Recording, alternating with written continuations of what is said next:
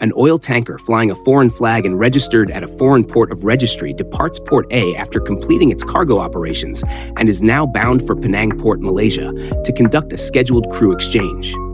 Before approaching Malaysian waters, the master of the vessel and the appointed local shipping agent must comply with national maritime security and reporting requirements under Section 249.01 of the Merchant Shipping Ordinance 1952, MSO 1952. As reinforced through Malaysia Shipping Notice, MSN 38/2010, every master must submit a pre-arrival notification, PAN, to the Maritime Transport Security Officer, MTSO, at least 48 hours before arrival at any designated marine facility within a maritime transport security area. The notice includes the ship's particulars, last port of call, crew list, and the intended purpose of visit, in this case, a crew change operation at Penang Port. Under Section 81 of the MSO 1952, the shipowner must ensure that the latest Malaysian legislations, international rules, and official notices, such as the ISPS code, relevant MSNs, and safety publications, are accessible on board.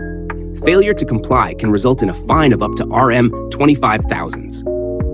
If the vessel arrives without a valid International Ship Security Certificate, ISSC, or is suspected to pose a security risk under Section 249S1, the MTSO, acting under the authority of the Director of Marine, may order the ship to anchor at a designated area, undergo a security inspection, and complete a declaration of security, DWES, before any port operations or crew movements are allowed.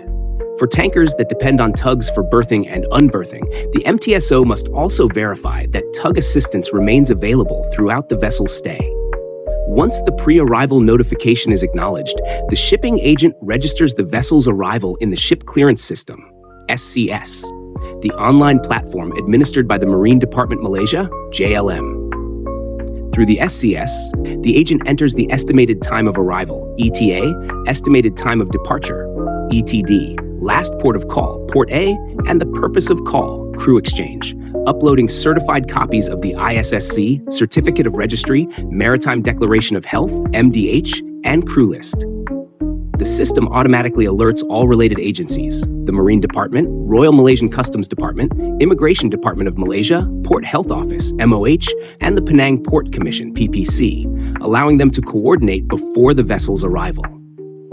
As the ship enters Penang Port limits, navigational control and port safety oversight fall under the Marine Department Malaysia, which enforces the MSO 1952 and the ISPS code. The port officer and MTSO monitor the vessel's movement, verify compliance with security requirements, and grant permission to proceed to anchorage or berth once clearance is satisfied. Meanwhile, the Penang Port Commission, established under the Penang Port Commission Act 1955, Act 140, administers overall port operations, licensing, and facility management. Although the Commission's bylaws, under Section 66, govern order, cleanliness, and traffic within port premises, safety and security of ship operations, including crew exchange, remain the responsibility of the Marine Department, not PPC. Before any crew change can take place, the Port Health Office under the Ministry of Health, MOH, conducts preliminary health clearance pursuant to the Prevention and Control of Infectious Diseases Act 1988, Act 342. The shipping agent must submit the Maritime Declaration of Health, MDH, via SCS. If the MDH indicates illness or potential infection on board, port health officers will board upon arrival to perform temperature screening, verify medical certificates, and, if required, carry out disinfection or fumigation. Only once health clearance is granted are crew members allowed to sign on or sign off. Following health clearance, the Immigration Department of Malaysia, IDM, carries out inspection under the Immigration Act 1959-63, Act 155. In accordance with Section 16, the master hoists the immigration signal upon entering Malaysian waters and proceeds to the designated immigration anchorage. Under Section 19, no crew member may embark or disembark without authorization from immigration officers. The master and agent produce the crew list, passports, seamen's books, and employment contracts for verification under Section 22(1)(a). For sign-on crew, immigration verifies travel documents and visas, endorses passports with a joined ship entry, and records the details in the national system. For sign-off crew, Immigration ensures the employment contract has ended, checks port health clearance, and issues an exit pass for repatriation or transfer. Under Section 42, no seafarer may remain in Malaysia without a valid permit or pass. Otherwise, the master or owner is liable for maintenance and repatriation costs. Concurrently, the Royal Malaysian Customs Department enforces the Customs Act 1967, Act 235. Customs officers may inspect the ship's stores, bonded goods, and crew belongings to prevent prohibited or undeclared items. Before departure, Section 37(1) requires every vessel, whether laden or in ballast, to obtain a valid port clearance from the proper officer of customs. The agent provides the cargo manifest, voyage particulars, and crew details under Section 38(1). The clearance, once issued, must be kept on board throughout the voyage. If the ship fails to sail within 48 hours of receiving clearance, Section 40 mandates that the master report the delay and obtain fresh clearance if directed. During all port stay activities, occupational safety and health requirements from the Occupational Safety and Health Act 1994, Act 514, apply.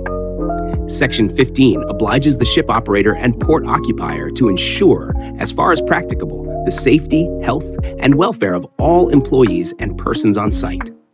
Section 18(1) requires the port operator, Penang Port Cent, to maintain safe gangways, lighting, and sanitation for crew movements, while Section 18(b) obliges both ship and port to conduct risk assessments and implement preventive controls, PPE, sanitation, first aid.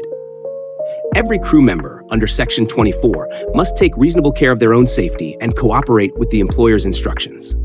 Once all clearances, health, immigration, and customs are complete and the port officer, JLM, authorizes berthing, the vessel moves alongside the assigned terminal.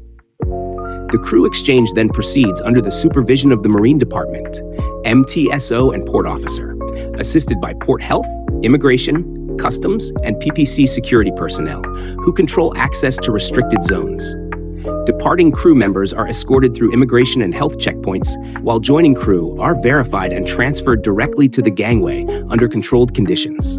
After the exchange, the shipping agent updates the SCS record with the final ETD, crew list, and approvals from each agency.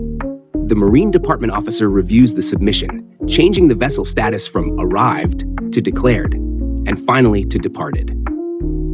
The agent then prints receipts and port clearance documents for the master to retain on board throughout the next voyage. This comprehensive sequence, anchored in the Merchant Shipping Ordinance 1952, Penang Port Commission Act 1955, Customs Act 1967, Immigration Act 1959-63, and Occupational Safety and Health Act 1994, ensures that every crew exchange conducted at Penang Port is secure, lawful, and well-coordinated.